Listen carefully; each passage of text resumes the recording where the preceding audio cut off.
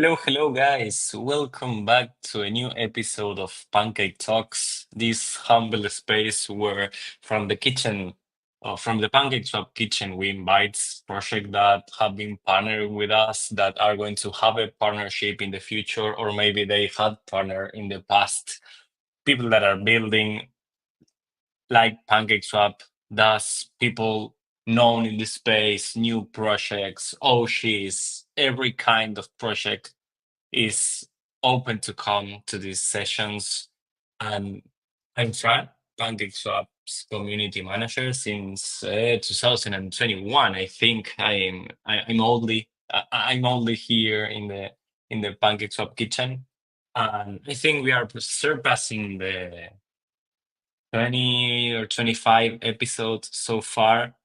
This was a nice initiative from the PancakeSwap Kitchen to bring projects to let us know what they are building. And I think the guest for today, it's one of the biggest projects in this podcast so far. But before introducing our guests, I will introduce my co-host, my friend, my partner in crime, Anicero, right away from the PancakeSwap ambassadors. Give a warm welcome to him. Hi, Annie. How are you doing today? Hello, Chef. Everything well, like usual. Yeah, another Thursday, another pancake talk. Very excited to be here, especially with big projects like today. And yeah, I have also a very nice relation with Chainlink because was the first meetup or the first physical event I went was a Chainlink event, so I have good memories. Okay, you already leaked it, so I will pass you the mic to introduce our guest. Go ahead, Annie. Okay, so today we have Luke coming from Chainlink. Hello. Hey guys, great to meet you guys. Pleasure to be here. Yeah, very.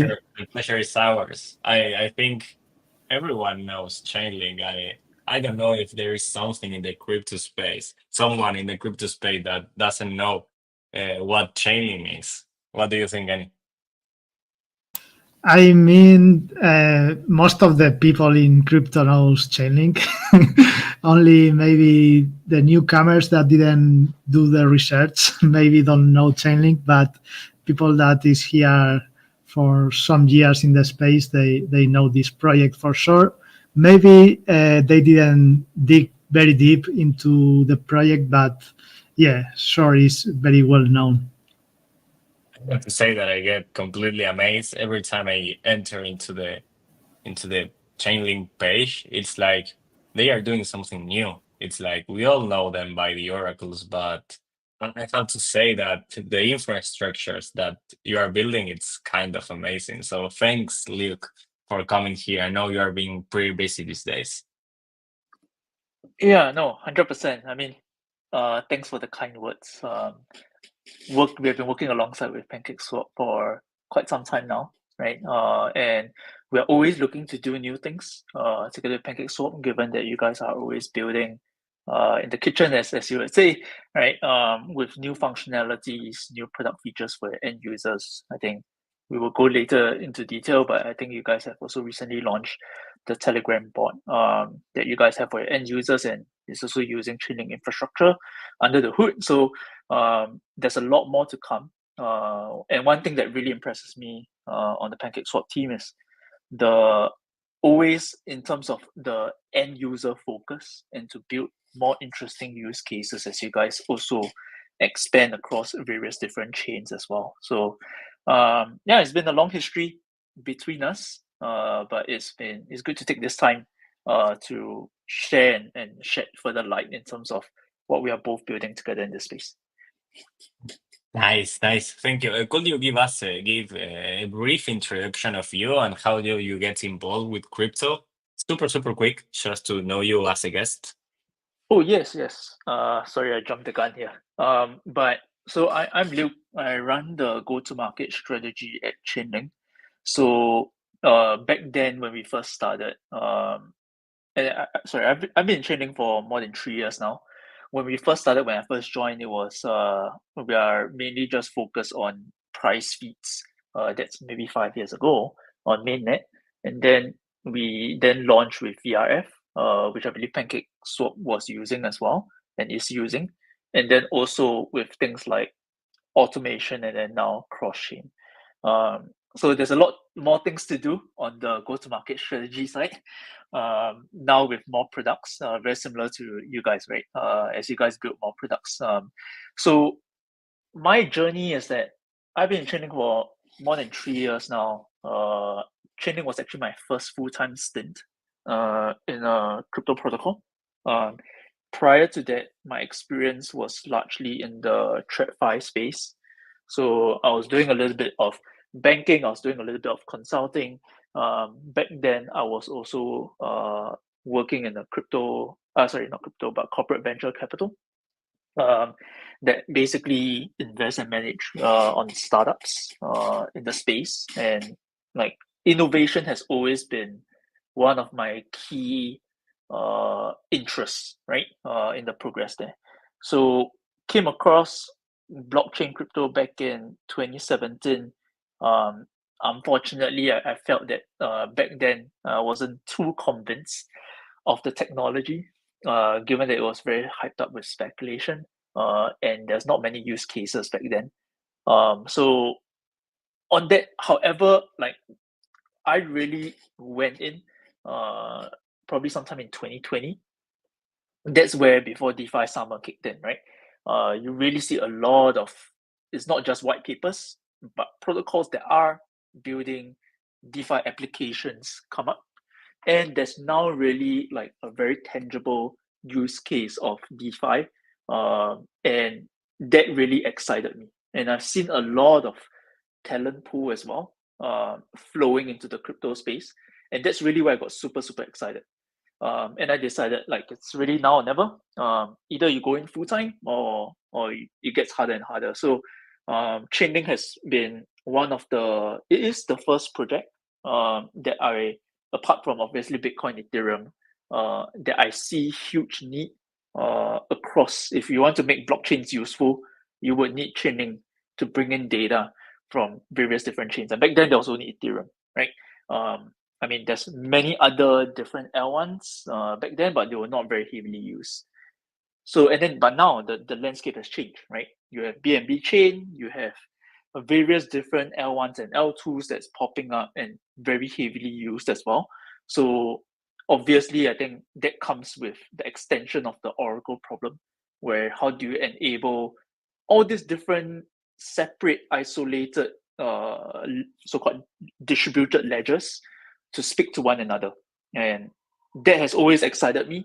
I still think Chainlink is one of the most core protocols that is largely needed for useful applications. And I think PancakeSwap is a testament for it, right? That you guys have driven so much value to the end users on your side, right? And enhance the usability of blockchains. And we're happy to be partnering with you guys. And it's not short, but hopefully that gives a bit of background. Yeah, nice to know a little bit more about Luke in Chainlink. And I think we can start straight away with some questions.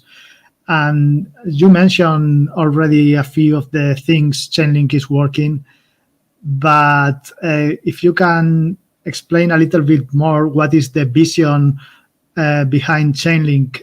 We almost everybody knows Chainlink is the leader on the oracles, but what other things Chainlinks are building, and what is the core principles that Chainlink has? Yeah, 100%.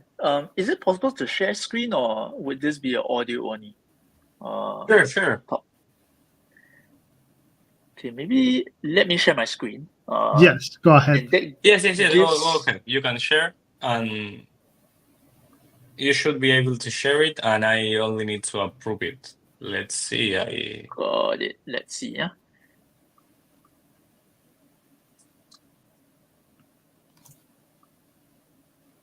Can you see my screen now? Yes. Okay, great. So as you can see, right, I was explaining this earlier, but Chainlink started off with price feeds. And ultimately, when we look at the blockchain space, right, blockchains are great. They are basically a distributed ledger, right, where you can all record information on. However, the usability of the blockchain is very limited if you can only access data on chain. Because all your data on chain that is crypto native on chain, it is trusted, right? You know that it can't be tampered with. But if let's say you want to enable use cases like DeFi to occur, if you want to enable, give an example, let's say a prediction market, right? And you need to get the pricing of a particular asset, right? Then you need things like, I need to know the price of Bitcoin, right? So that I can price things correctly on chain. If I want to have, let's say, a parametric insurance protocol, they want to do automated insurance payouts, you would need to write that data on chain so that you know that indeed, let's say in this case, it's a flight delay, that it has exceeded more than 5 hours and you're eligible for the payout. So for blockchains and smart contracts to be useful, right, you really need external data. That's where we came in, right? There's a lot of demand from builders where initially at the get-go and where we first launched on mainnet back in 2019, a lot of demand with regards to getting crypto prices. Back then you see a lot of what we term as flash loan attacks, if you guys remember, because folks were basically Sadly, pulling yes. for. Yeah, sadly, yes. Great that we have matured though. And now we rarely see any form of flash loan attacks. But that was one of the key things, right? We see a lot of such demand, and it's very limited because back then you can only get prices from, let's say, like TWAPs of DEXs, right? But that is very insecure. So based on what we see, we decided to build price oracles, right? That most people know us for. That's what you see on the extreme left, to write prices of a particular asset on chain. And then you see another huge wave thereafter. This same technology is actually very expensive, meaning there can be a lot of use cases. It really depends on what type of data that you're putting on chain, right? So the way, if you guys remember the FTX incident, that was, and back then it was like the Celsius, etc., all those folks, there were a lot of so-called like CDFI protocols that's within the space, even centralized exchanges, etc., where people are not certain whether there's actual backing of the reserve assets that's on chain, right? So you create like wrap tokens, even things like stable coins, right? You create stable coins, but it's actually backed by an underlying reserve that's off chain. So that's where we came in. We see a lot of demand, end users demand for transparency.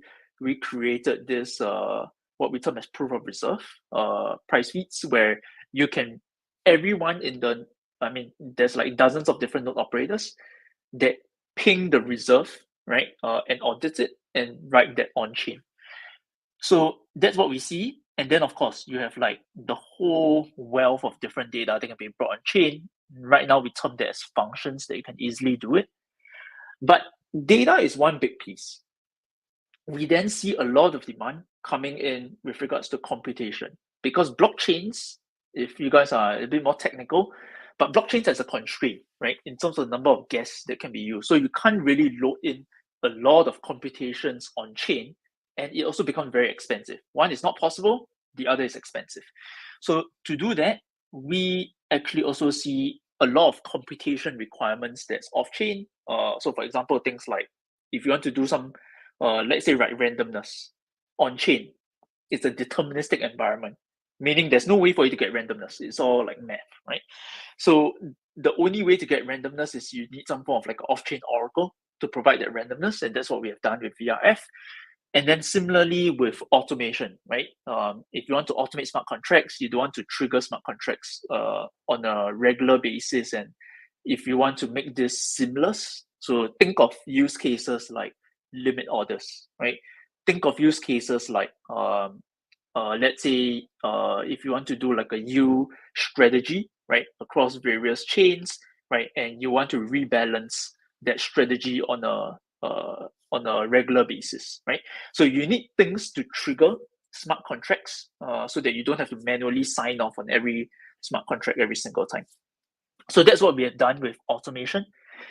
What's interesting is that now we see a lot of breach exploits within the space. I think if you look at the past 3 years, there were maybe close to $3 billion worth of breach exploits within the space.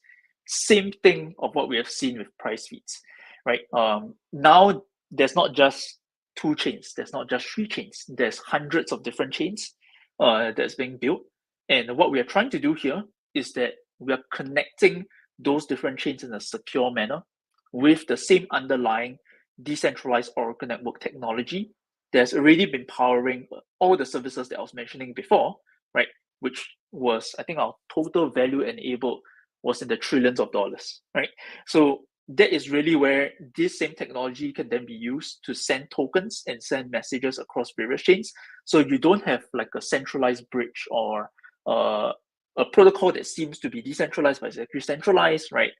Basically being that single point of attack to result in cross-chain bridge attacks as well. So high level wise, back to answer your question, I hope this gives a high level overview, but our focus is what does builders want, right? The other is training Oracle network technology. You can think of it as a connective tissue between chains, but also with the outside world, right? So if you want to write data in a secure manner on chain, right, that's where we come in. And this can also enable things like, let's say with AI coming up, right, you have like a lot of off-chain computations, right, and you want to trigger some on-chain transactions, right, you have to write that data on-chain as well. So that's where Chainlink solutions, it's a very broad-based solution with decentralized Oracle network technology that can help support builders to build more innovative use cases. Wow, the scope of the things that you are working on, it's huge.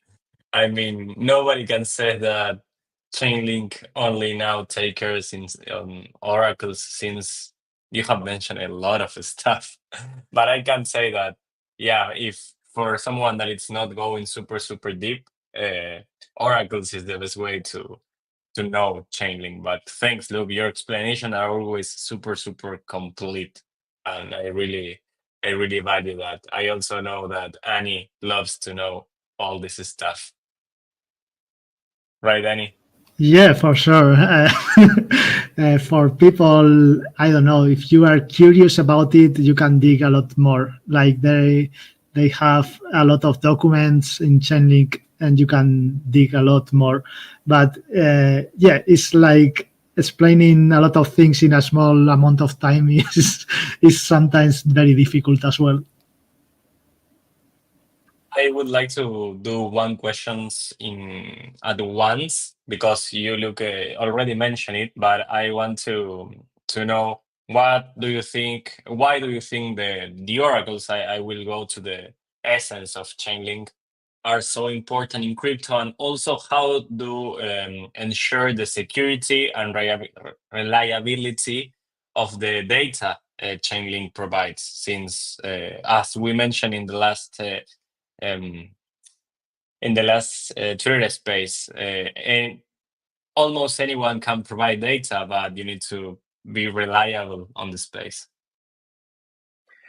Yeah, 100%. I think, as I mentioned, right, anyone can provide data on chain, right?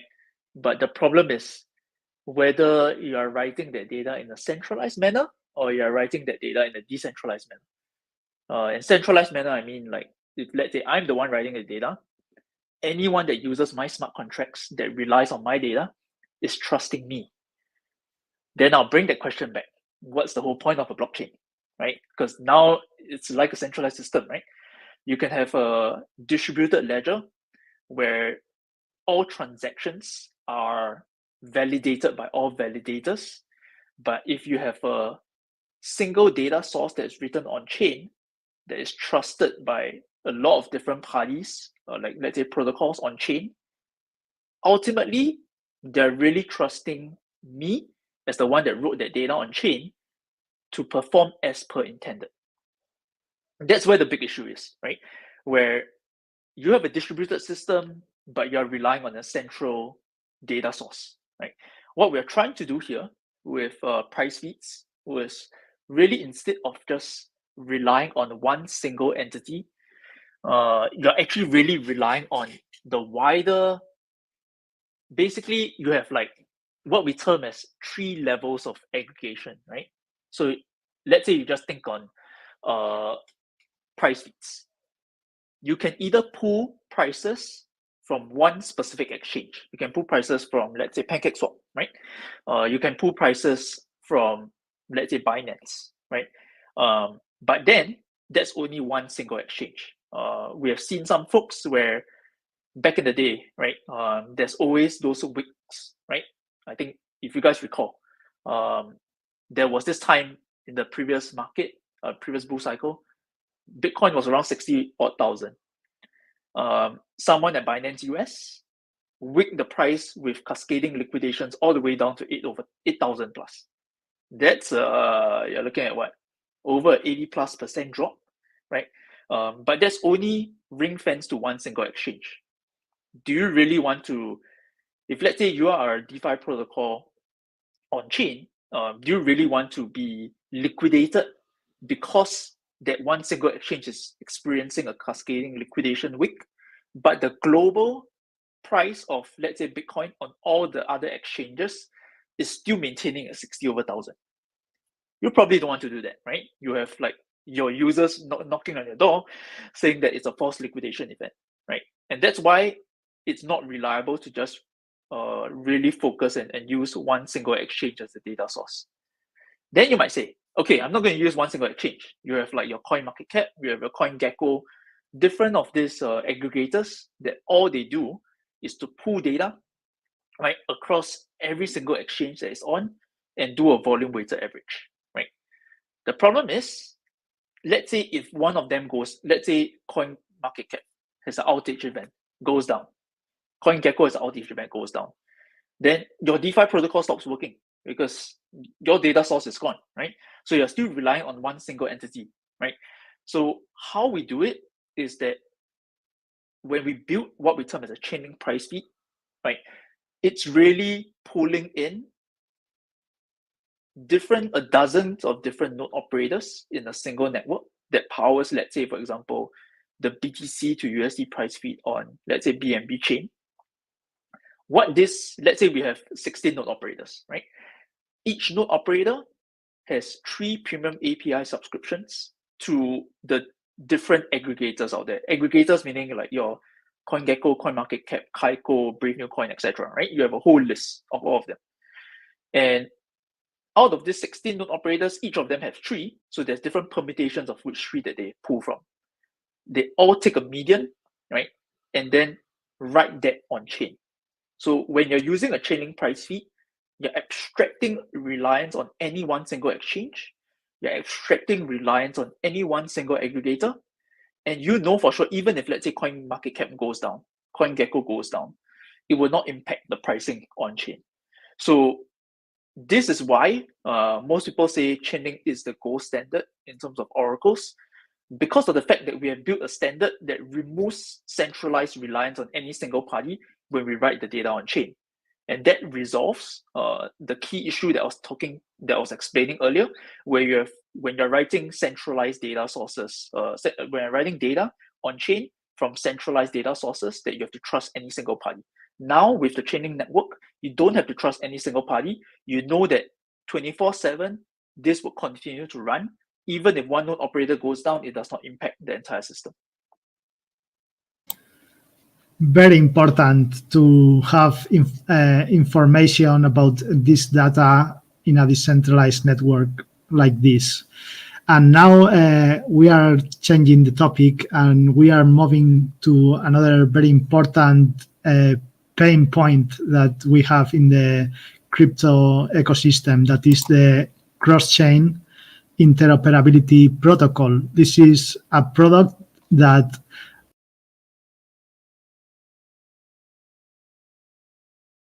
Oh, I think Annie dropped.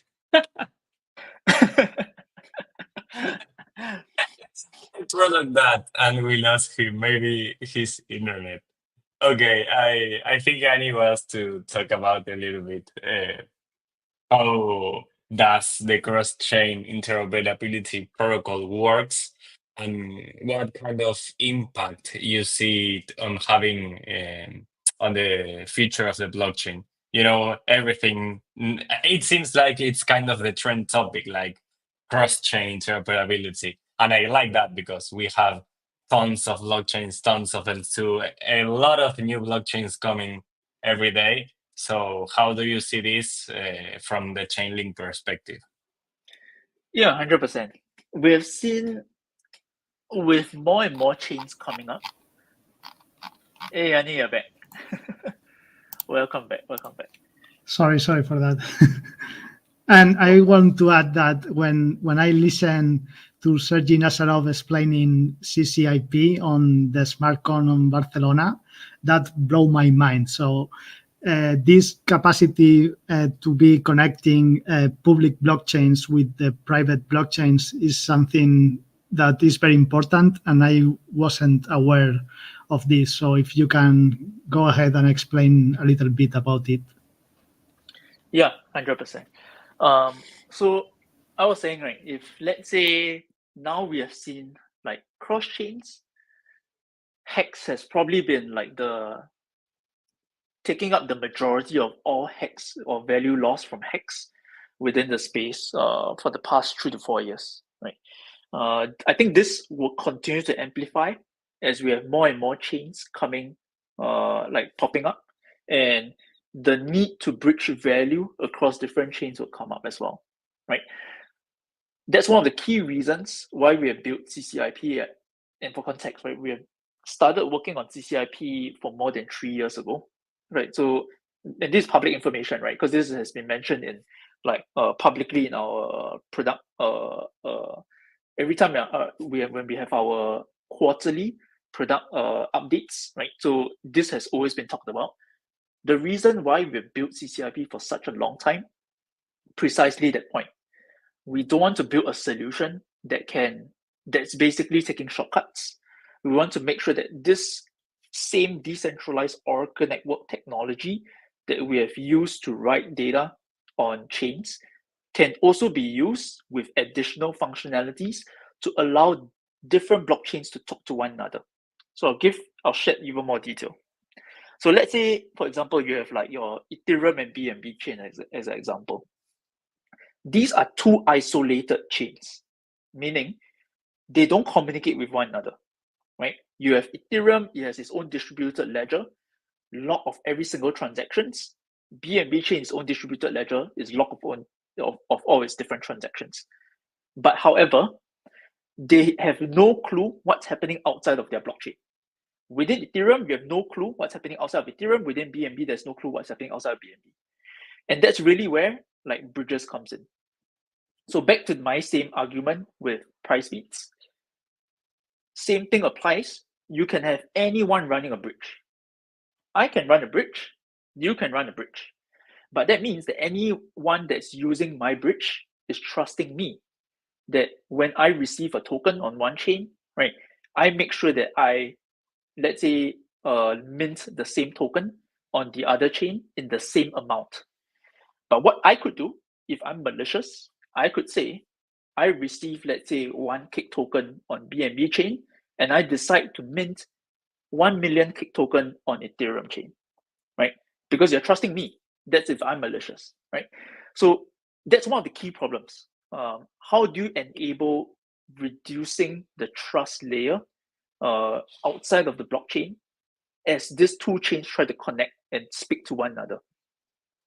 We think that even for public chains, there's a core need for them to talk to one another, let alone private chains where institutions are trying to come in as well.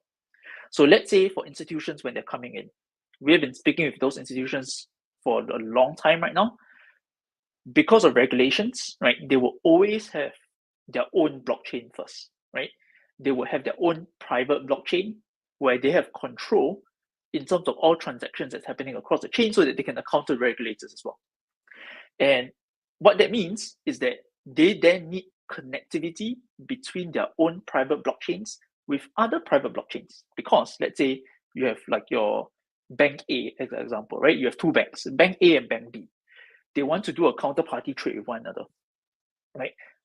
They need to find a way to communicate because their customer information for bank A is on the bank A chain.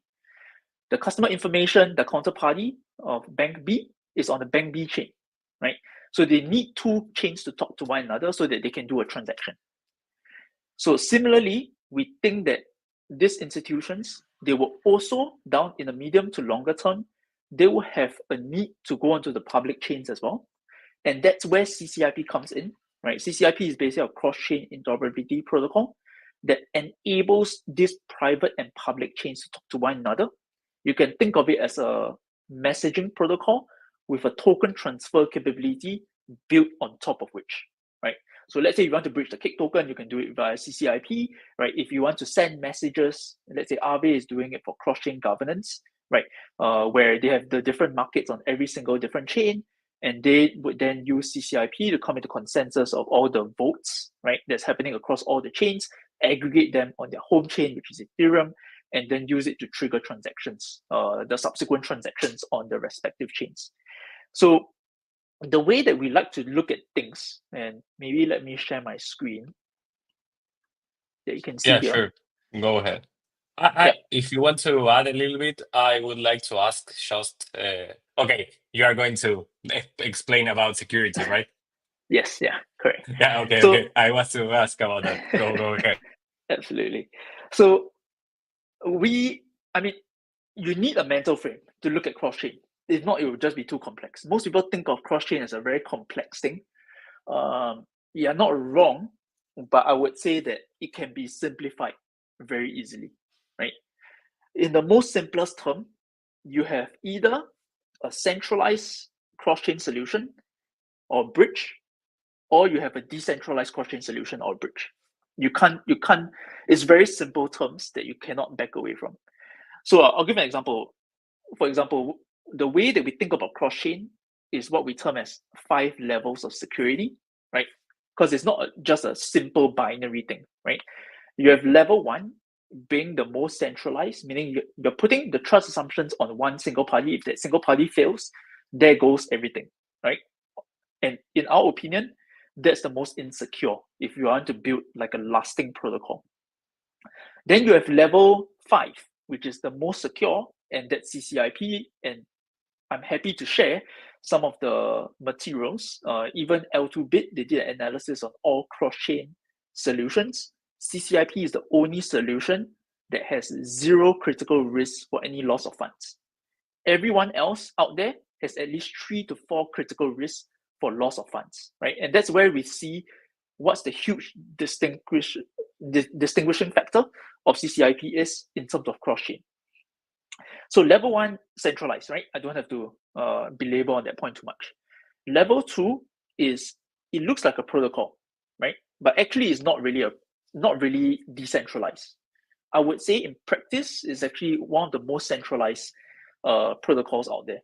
So I'll give an example, multi-chain. 3 years ago, multi-chain was one of the heavily used cross-chain bridge. Almost everyone is using multi-chain because of its low fees, right? However, like you guys know what happened in multi-chain, the core central reliance was with the founder because the founder owns all the keys to every single vault that is housed on multi-chain. So when the founder went missing, multi-chain as a protocol effectively went down. That impacted a lot of protocols, that impacted a lot of bridges, a lot of chains, blockchains out there that ultimately was hit with collateral, they were collateral damage, right? And they had to wind down, and chains were effectively not functioning anymore. The other part, I won't belabor into specific names, but there are some protocols as well where if you look under the hood, it's very, very centralized. You're just trusting one single entity for it. Level 3 is what we term as a hub and spoke model, right? So you have like one single, either a blockchain or one single network that powers connectivity to every single chain. What that means in practice is, let's say if you want to transfer a token from, let's say, BNB chain to Ethereum, it flows from BNB chain, the intermediary hub or network, and then to Ethereum. So you always have to you always have to pass through this specific chain or this specific network. The problem with this approach is it won't scale in the long run because you come into two issues. One issue is you have more and more heavy reliance on this one network to always be up. So as an example, let's say if you have maintenance upgrades, let's say if somehow this network ever goes down, that means it's not just between two specific chains that go down in terms of having no connectivity, everything goes down. So you can think of it as, my analogy is, think of it as having no electricity in the whole world for that 1 hour, right? If you are running 24/7 markets, there might be liquidation events that needs to trigger, right? But the whole network went down. There's no way to trigger liquidation events, right? So I don't think this is very scalable in the long run. There's too much heavy reliance on one single network. What we see as level 4, right, is what our price feeds is, right? So if you notice, when we launch price feed on each chain, let's say when we have a BTC USD price feeds on Ethereum, BTC USD price feeds on Arbitrum, BTC USD price feed on BNB chain, they are all different networks, meaning the different node operators that powers that specific feed of BTC to USD on Ethereum is different from the node operators that powers that specific feed for BTC to USD on BNB chain. So if, let's say, one network goes down, it is only ring fenced to that one feed on that one network. It does not implicate every other feed on every other networks. So what that means is it limits the blast radius to a very minimal surface area so that it does not collapse the entire system. We think that this is the most secure and the most robust in terms of making sure that this whole system will work and not shut down, right? What we have done with this price feeds is, when we build CCIP, it leverages on this, but now because cross-chain is such a sensitive area, instead of just having one network that powers one specific service, which is the case for price feeds, now instead you have 3 distinct networks, right, that really come into consensus that of every single cross-chain message, cross-chain token transfers before it's being written on the destination chain. So we have also put in a lot of different measures to make sure that every single cross-chain transaction is as decentralized, as secure. That's one of the key reasons why independent reviewers like L2Bit do not find any critical security risks on CCIP for any loss of funds relative to what you have out there with other cross-chain solutions. And maybe this is something that was just launched earlier today. You guys also might have seen, right? There's chains that are also using us in terms of being the canonical, meaning the official bridge that they recommend because of the security premise in and out of their chain.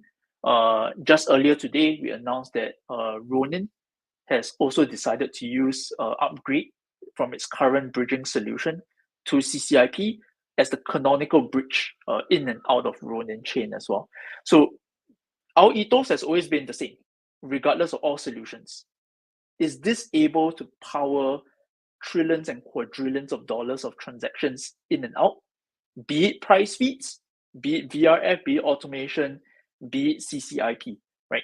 And our goal is there's going to be more and more blockchains, and you need to make sure that the infrastructure layer is as secure as it can be, like what we have seen with price feeds, so that you can have robust applications building on top, like the likes of PancakeSwap.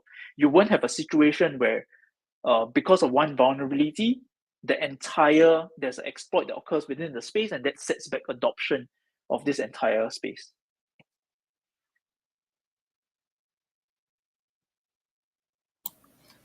Wow, that's incredible. The CCIP protocol. And yeah, that's pretty much. I hope this gets a standard for cross-chain because, as you saw, it brings all the security to the bridge, and security. We are always speaking about security here. That is very important for us in the DeFi space. So we see that Chainlink take that very serious, and even on events like are very special, we still need to have resilience. Yeah, and also on the decentralization, there's a saying that says decentralization doesn't matter until it matters, right? And we all saw that sooner or later with small incidents, with big incidents, like the multi-chain one. Look, you mentioned. I remember those times where the people couldn't find the guy, the employees never know what happened. I also think it was some kind of government in the middle. It was kind of wild. And yeah. Yeah, 100%. I mean, like if you remember the incident, like I feel sad for the end users. I also feel sad for builders, right? Because imagine you're building a protocol, and now you have like substantial, because of something that's not related to you, you have substantial of your tokens locked up, right? And you have to do like an entire token migration. And I think that's something that really made a lot of protocols close down thereafter, and decide the builders just gave up.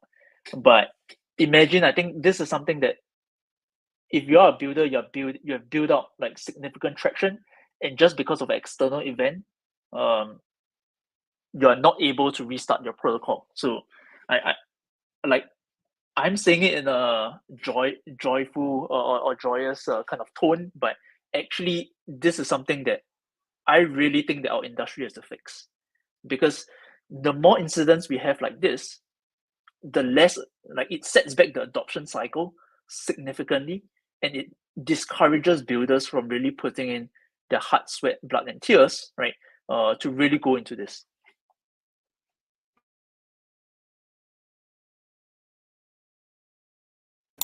Yeah, let's change topic, and we are going to move to another product of Chainlink, that is automations. Can you give a little explanation? You explained already what is the automations, and give us a bit of real case examples of these automations, how that can be applied to DeFi, insurance, or gaming protocols, or different industries in the crypto space. Yep, 100%. So in terms of use cases, right? I think I mentioned one earlier. So let's say if you want to place like a limit buy order, like you need to trigger, let's say like a swap transaction if let's say Bitcoin hits below, let's say 50,000, right? So you need to observe the price of Bitcoin, and let's say it's on the DEX like PancakeSwap, right? If that swap price hits below 50,000, I want to trigger a swap transaction. So basically, automation helps you to do that by making sure that you don't have to sign on the transaction at that point in time. So you can configure this so that you don't have to keep manually triggering transactions on your side as an end user. Think of things like DCA. If you want to DCA into, let's say, like the Cake token, right? Let's say once every day, right? I want to DCA $100 into the Cake token. You could do that via automation, because you just have to configure that you trigger the swap transaction at a specific time, at a specific day, right, on a regular cadence. So automation allows you to do that. What sets automation apart is that you are not trusting any single entity, as I mentioned, right? So you could use like a centralized solution, like a AWS Lambda, right? There are centralized solutions for automation, but then again, do you really want to, number one, give access for, let's say, like your private keys to that single entity, right? Which you don't have to do with automation, right? Number two, right? Do you want to are you sure you want to trust that one single entity, right, to trigger transactions for you, that he's doing it in the right manner? So that's something that automation makes sure that it reduces any reliance, to make sure that every single day, if the triggers are set in place, right, there will be a network of different node operators that will go on a round robin manner to trigger those transactions for you. So that's one use case. But this is expensive, right? If you look at it, this automation can be used on the back end by protocol builders. It can also be used by end users, right? On that front. So one of the limit buy orders, that's something that I mentioned, right? That's like a feature that protocols can build to service the end users. But it could also be things like, let's say, as a protocol, you want to distribute salary payments to all the contributors, right, on a monthly basis or on a weekly basis. Instead of you guys manually triggering that, you can use automation for it. The key reason for automation is the fact that blockchain is a blockchain by itself, right, is asleep. Meaning, every time you want to trigger a transaction, you need to initiate a transaction and sign off on the transaction before the transaction can be triggered, right? So, because of that nature of blockchains, right, that's why an automation feature is much needed, so that users can be as hands off as possible. They don't have to monitor and trigger transactions on their wallet every single time, but yet have the benefit and convenience of the peace of mind of all of these benefits. Yeah, very nice. And for example, in PancakeSwap, we do a weekly burn of tokens. It's like a buyback system, and this is still triggered manually. So I'm thinking also for the protocols, it's very useful to have some of these automations, like or you set some predefined rules and they just execute it automatically, and that will have an impact also to the protocols building. Like also, I know there are some protocols that they have like an algorithmic market operation that they just can trigger some operations on the blockchain depending on the market situation or things like that. So yeah, pretty impressive as well. You can move to the next question, Chef Fran. No, go ahead. I know you love to know these kind of things. So you can do the next one. Yep. So let's move for another product that Chainlink have is functions. For this, can you explain a little bit what is this product about Chainlink functions, and how do they allow the developers to create more complex and dynamic smart contracts? How that works, and how do you see that product right now? Yep, 100%. Think of functions as, okay, imagine if you're a builder, right? And you want to bring any form of data on chain in a very quick manner. So we have like data feeds, right? Which basically has a very structured data where you're just writing, let's say, like the price of BNB to USD, or let's say the price of cake to USD.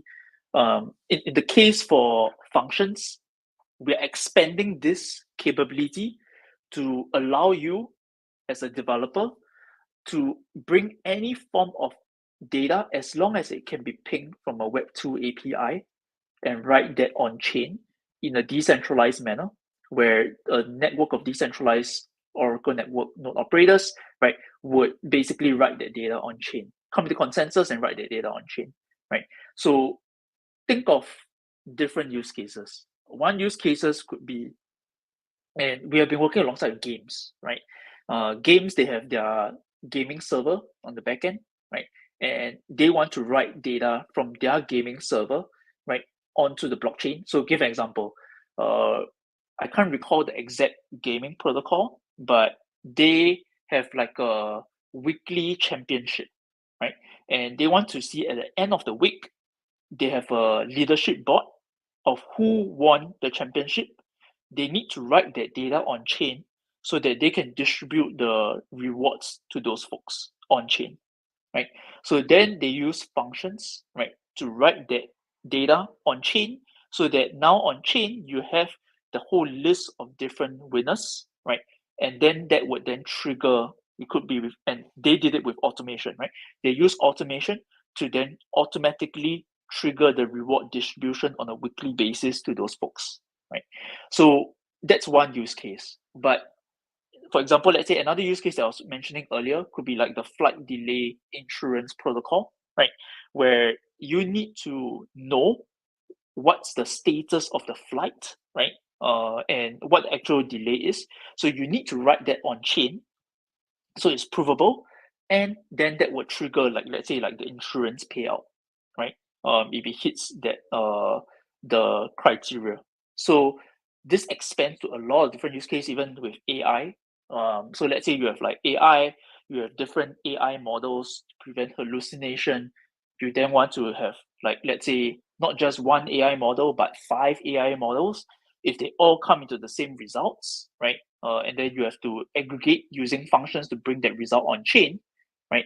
And then if that result is the same across all 5 AI models, then you would basically trigger to, let's say, execute whatever transaction that you are executing on chain, right?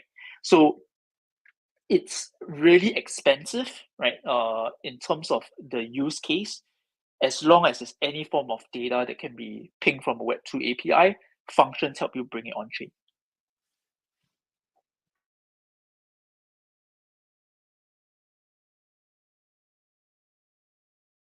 That's really a use case. I really like that. Yeah, I start to feel like you are like the messengers of everyone and everything between Web 2, Web 3 protocols itself. It's really, really, really nice. You always say that it's being super expensive. Do you see this will change in the future in terms of interoperability, messaging functions? What do you think? I'm not I expecting a clear answer since we don't do Oh, futurology, but what do you think about that? yeah. Just to clarify, I mean expensive as in like this has a lot of utility and use cases. I don't mean expensive as in like cheap and expensive type of expensive.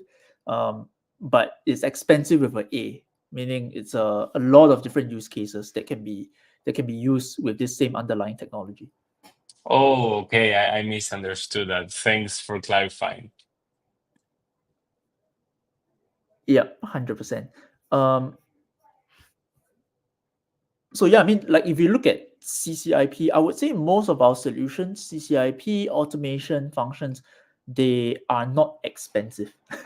Expensive with E. You look at cross-chain CCIP, there's basically the gas cost that everyone is keen to already be paying for. And then most of the transactions, there's a protocol premium on top of which that basically is to enable that the node operators are rewarded for the work that they are doing. But that's looking at, like, you're looking at mostly 25 cents, right? Or per transaction, right? So if let's say you're bridging across $100, $1,000, $10,000, etc., it will be a flat fee of 25 cents, right? Which I don't think is too much. If you look at most of the bridging protocols, I think CCIP is one of the most cost competitive one out there. You know what is expensive, Jeff, when one of these oracles fail and it costs a lot of money to the lending and borrow protocols and users. That is expensive. True. Yeah, Hopefully that doesn't completely, happen. completely. Yeah, Let's I go. now. I would like to move and pass to the next product that is about staking. Chainlink also have a staking feature. It was much anticipated for the Link token holders. And if can you elaborate how this staking works with Chainlink and what's the benefits that offers to the network and the participants? Yeah. One of the core, I know staking has been top of mind for some of the folks within our community. And we think that this is a natural evolution of how we look at the network itself. So right now, if you look at the entire network, right, there's a clear economic model, right, to make sure that the node operators are sustainable.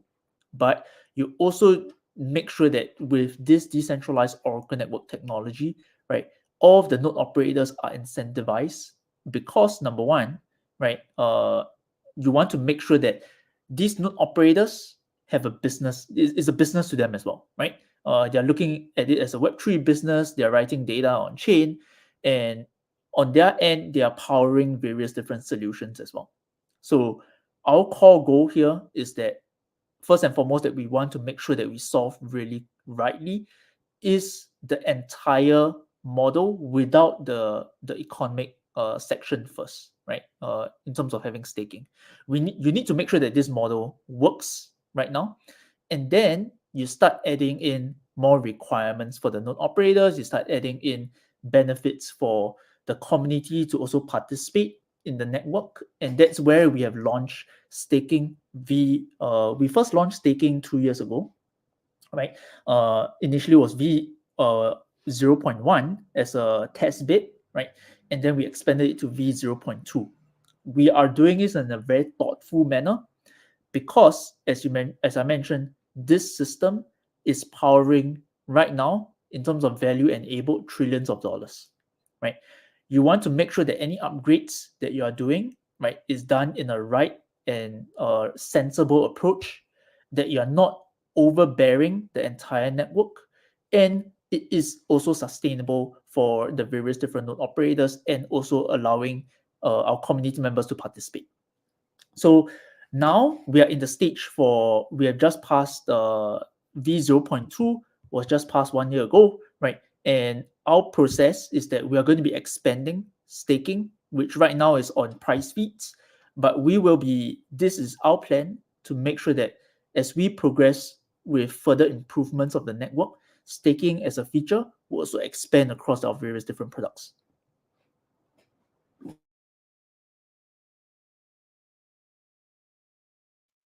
Great. Thanks, Luke. Okay, we are coming to mostly the end of the questions. There are two more in the pipeline.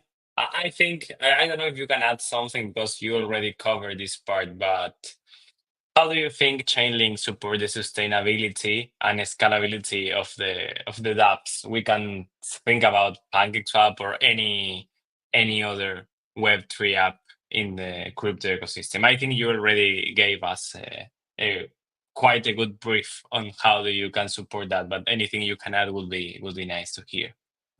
Yeah, I think Ani also mentioned that earlier, right? You can think of actual costs, and you can think of costs that could occur if, let's say, exploit occurs, right? So let's just talk about actual costs right now. In terms of sustainability of builders, what we have seen even in Web2 industries, right?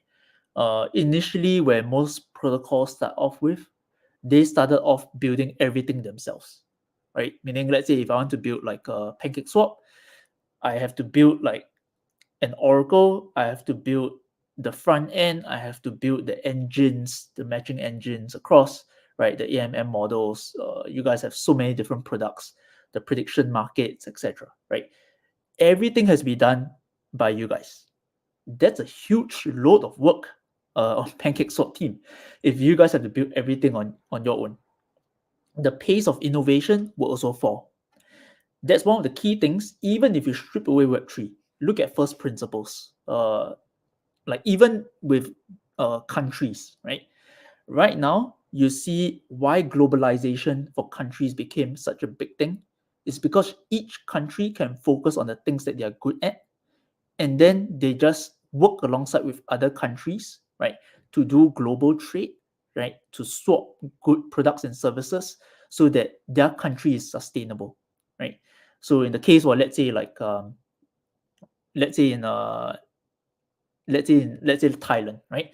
So Thailand is very well known for its agricultural technology, agricultural services, and I'm from Singapore. So if you look at like Singapore don't have a lot of natural resources, but we are really good with the upscaling of services and high-tech industries, right? So shipping also comes through us, advancement of high-tech technologies, innovations also come through us. But we don't have agriculture.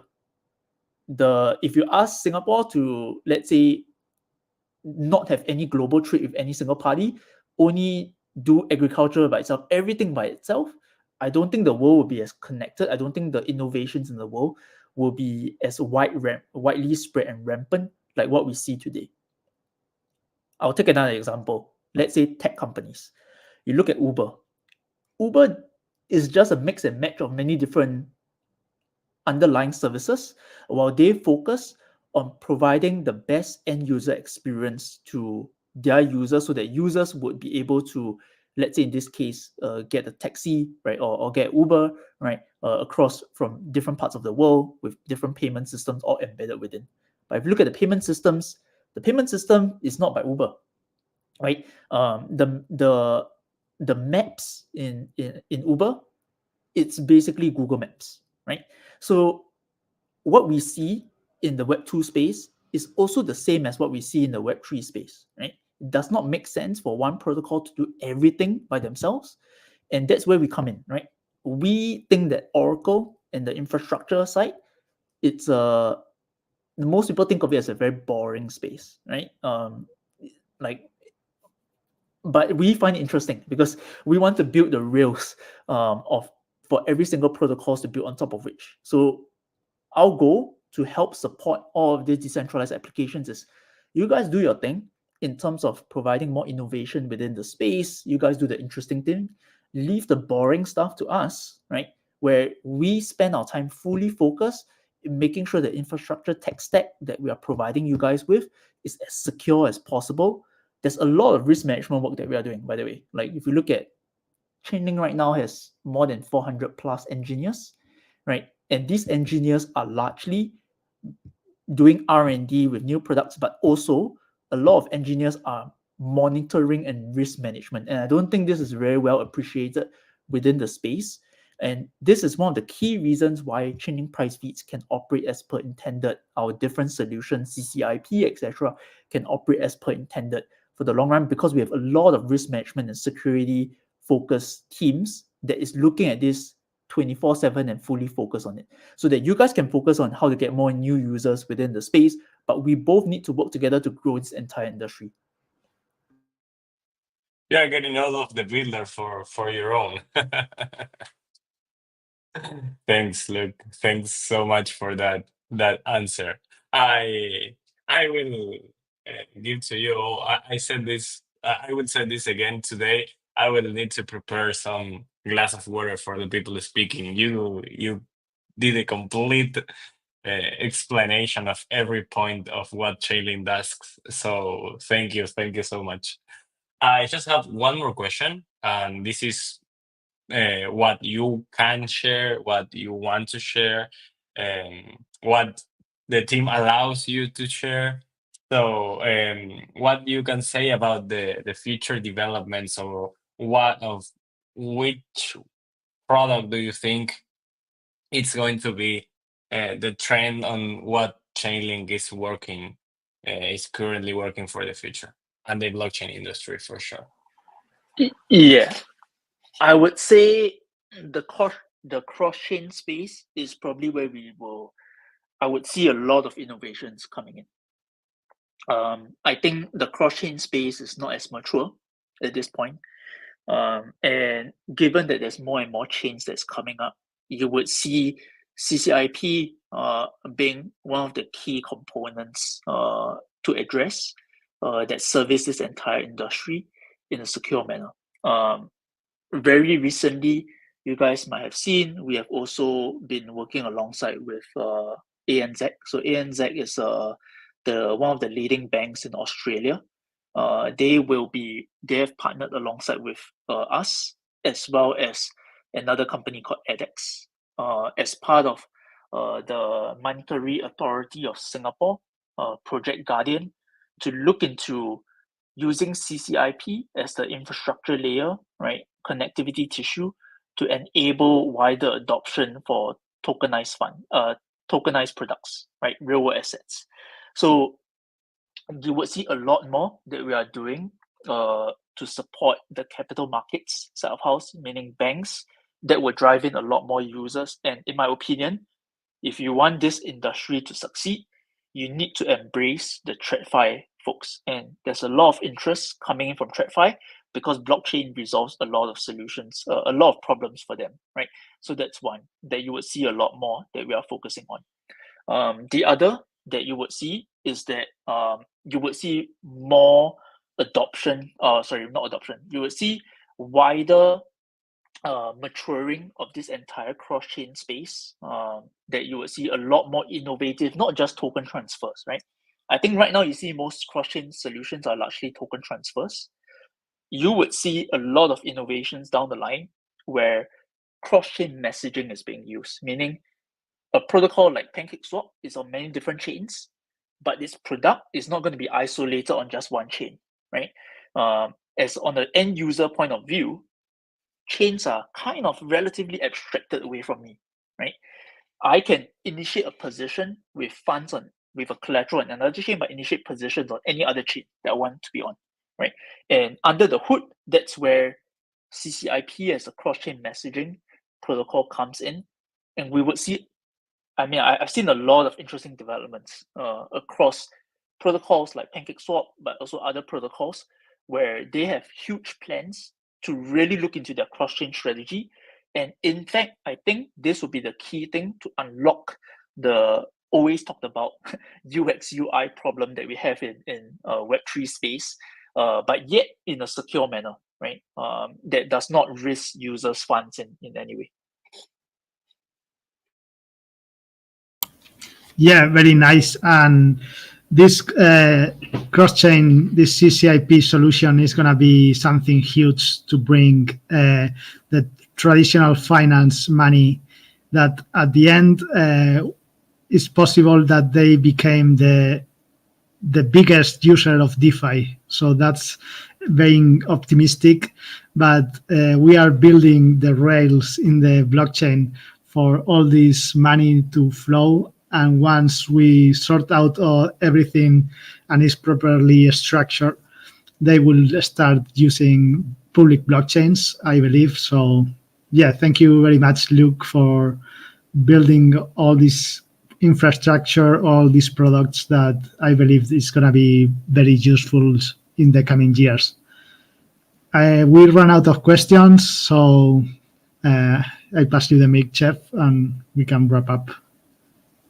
No, I just want to say thanks to Luke, since two times in a row, last Friday in a Twitter space, this Thursday here in the podcast, explaining super complete how each one of the product that Chainlink is working on is for. And I want to mention that the way you explain, it's super low level understanding, so anyone can understand, and that's a thing that I value a lot, since we need to try to get the people on board on this kind of stuff, because no matter that happens behind the scenes, it's important. I mean, the user normally doesn't care until it cares, and this could be really difficult stuff to talk about, and you do it super simple, super to the user base, and I really value that. So I want to thanks personally Luke for all these explanations.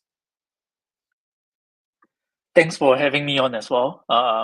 It's always exciting, passionate in what we do here, and I'm also very excited to see things that we are working alongside with PancakeSwap come to fruition as well.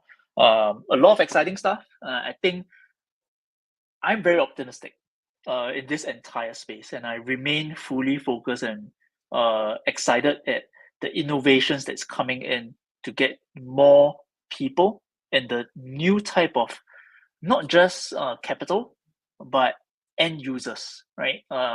And I think we are still in the very early innings for which, Nice. and I'm excited. I'm very, very bullish on that front. Nice. You find any other that it's completely bullish, Shani? You always mention it. Let's go. And it's always bullish. Yeah, we need to be optimistic here. Yeah, completely. You know, when you pass a lot of time in the space, you end up being maybe not the most bullish one, but I love to hear you guys being completely passionate about and super optimistic. And yeah, every time I end up these spaces, I say, yeah, we are very early, and things moves so fast. So we are almost ending 2024. So let's see what happens next year with the crypto space, and let's keep building. It's the only thing, no matter what happened in the market, we can continue to just build. So thank you, Luke. Thank you, Annie. Thank you, everyone, for hearing us today.